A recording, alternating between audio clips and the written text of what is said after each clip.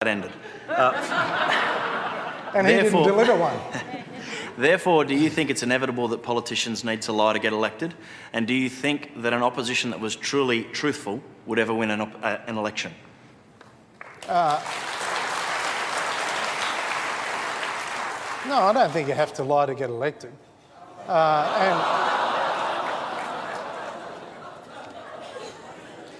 Can I just ask you, do you still maintain that no direct promises were broken in the lead-up to this budget? Well, yes, and I'll say why. For example, we said, number one, we would stop the boats. And we have stopped the boats, right? We have stopped the boats. And we are... How can voters trust promises like the $100 million today when one of your own MPs says that after the election you may come under pressure to scrap some of your pre-election commitments? It will be pressure that I will resist.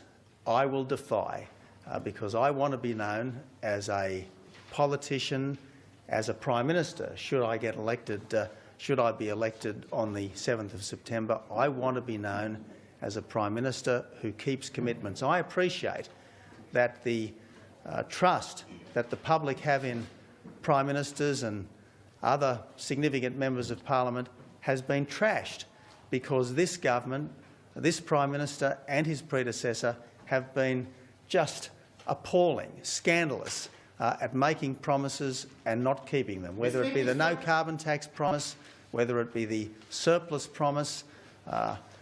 These people have been hopeless at maintaining the public's trust. I want to restore it. So all your promises that you're announcing during this election campaign, they will be implemented in full? That's a rock-solid commitment? I will do what I say we will do, and I want to be known as someone who under-promises and over-delivers. The condition of the budget will not be an excuse for breaking promises. Exactly right. We will keep the commitments that we make. Now, all of the commitments that we make will be commitments that are carefully costed, and the savings to fund them will all be well known well before people go to the polls on Saturday, September the 7th.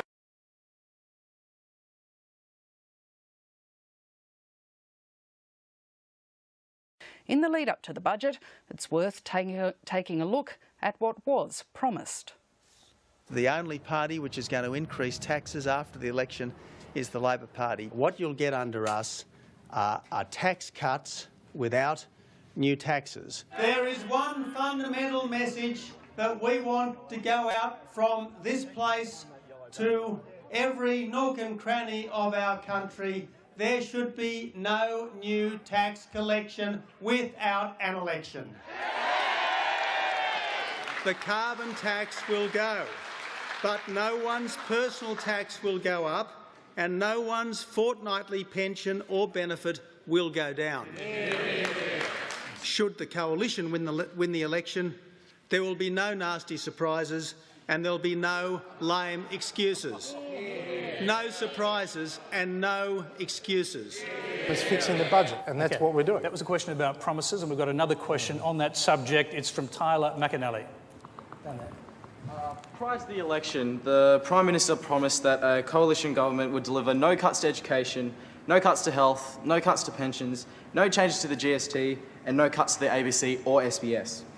How can you then defend the budget you delivered last week, which basically went against everything you promised to deliver when elected?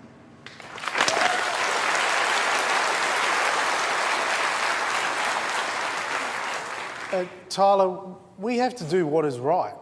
Now, what we're doing is we're increasing education funding substantially over the next 3 years, which is the 4 years that we promised to do it in, right? So it was this year and the next three. What about public broadcasters, Mr Abbott? Another soft target? Are the ABC and SBS in the firing line? I trust everyone actually listened to what Joe Hockey has said last week and again this week. No cuts to education, no cuts to health, no change to pensions, no change to the GST, and No cuts to the ABC or SBS. If they go to get medication, they also have a PBS co-payment, which is something Labor introduced in 1990 and which has continued to help to make the pharmaceutical benefit scheme sustainable. Just a very quick question on that. This co-payment you've agreed is effectively a tax on people going to the doctor. Is that a broken promise, since you said there would be no taxes without an election? Well, I don't accept it. It's a payment. Well, you can call it a tax. You can call it called whatever it a you tax. want. You admitted it was a tax. No, I didn't actually. And the fact is, you know, it is a payment. But it comes out of a pocket. It comes out of someone's pocket, a taxpayer's pocket. Effectively a tax. Well, whatever you want, Tony. Given that the $7, $2 goes to the doctor, I don't know doctors in that situation were receiving taxes. But your call, you want to call it a tax, you can call it anything you want. You can call it a rabbit. I don't mind. You can call it whatever you want. But it's a tax. The question is, if it's a tax, as you seem to agree that it actually is, then is it a broken promise when you said you wouldn't raise any taxes without going to an election? We didn't say we wouldn't raise any taxes. That's absurd because we went to the last election.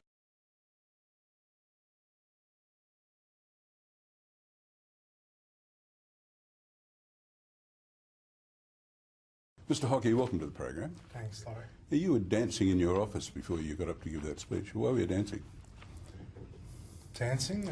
Yeah, you put on a song called This Will Be the Best Day of My Life and danced with your wife. I think it was more about our little boy was there and I hadn't seen him for 3 weeks. So I think that was more of a focus. Because symbolism matters. I mean, the unemployed, the sick, the welfare recipients are hit by the budget. They're not going to be dancing, are they?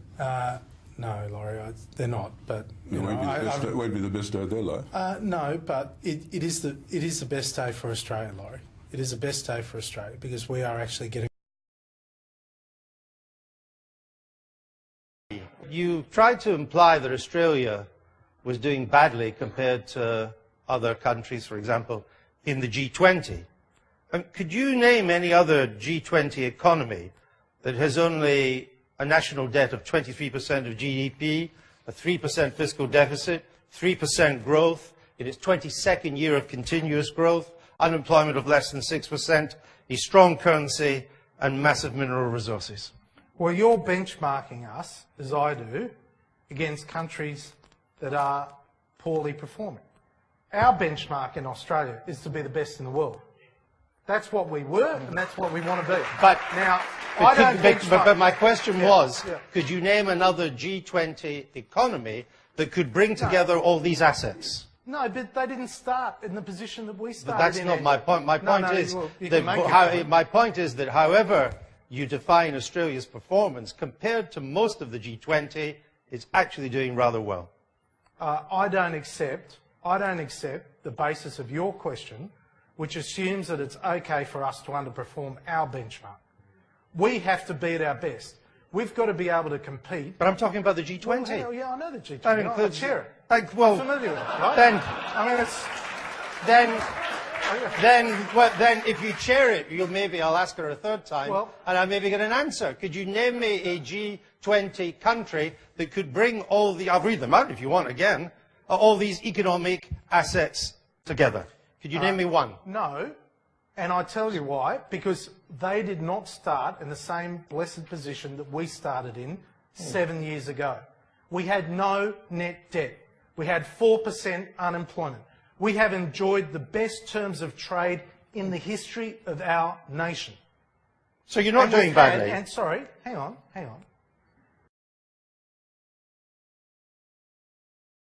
View was you don't know how lucky you are, more or less, that the Australian government is in a remarkably good economic position by comparison to other countries in the G20. Do you think he's actually making out the economy to be worse than it is? Well, he has inherited a mismatch between spending and tax revenue. Under the last Labor government here, spending was twice as fast as tax revenues. Some of that was to get out of the recession, but it's kind of baked into future projections. So I understand the requirement to do something about that. But I can't think of a finance minister in the Western world that wouldn't give their left arm to be in the position of the Australian government. I mean, national debt of 23%. You know how much it is in Italy? 132% of GDP. Greece, 170%. Even the United Kingdom, 80%, using other criteria, as much as 100%. A deficit of 3% every year. Now, these are figures you may want to deal with, but you're not dealing with a crisis compared to the situation in Europe or even the United States. Is there politically, as you perceive it, a reason to create an atmosphere of crisis when you're going to bring down a tough government and rein in pensions and possibly aged care and put payments, extra payments on people's going to the doctor and so on? You're going to do things that are unpopular, so therefore you want to give the impression that there is no alternative. In the famous words of Mrs. Thatcher, Tina, there is no alternative. But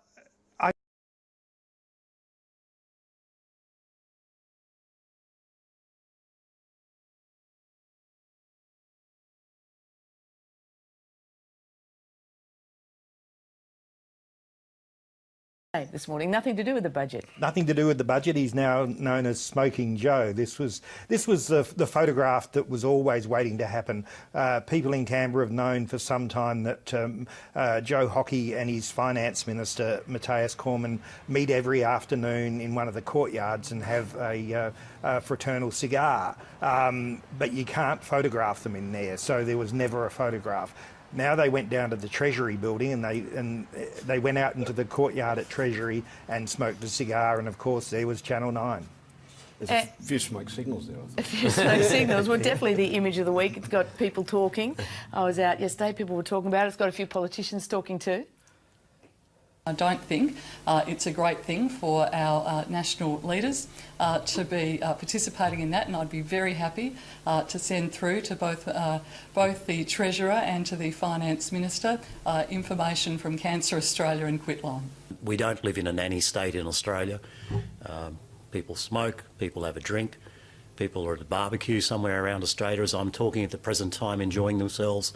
We don't live in a nanny state. Smoking's not a good look for anyone, but it's not illegal, and the fact that people have had a fairly pressured couple of weeks relaxed that way. In fact, quite frankly, I know both gentlemen quite well. I wasn't aware that either of them smoked, but perhaps I don't know them as well as I think I do. As I say, it's got everyone talking. It's not illegal, but it's a bit of a distraction, don't you think, from the main message this week? Yeah, there's a couple of things about it. I mean, one is the smoking thing, which I mean, Joe seemed to be a little out of breath when he was doing that walking doorstop earlier in that package we played, so perhaps maybe you should think about that. But there's also the issue of smoking cigars, which is, you know, I guess, you know, here they are trying to sell this message of equality of pain and being, you know, sharing all of the empathy that politicians have. But I guess most people don't smoke cigars, and they seem to be, you know, the sort of thing that the fat cats at the top end of town do. I think it'll blow over.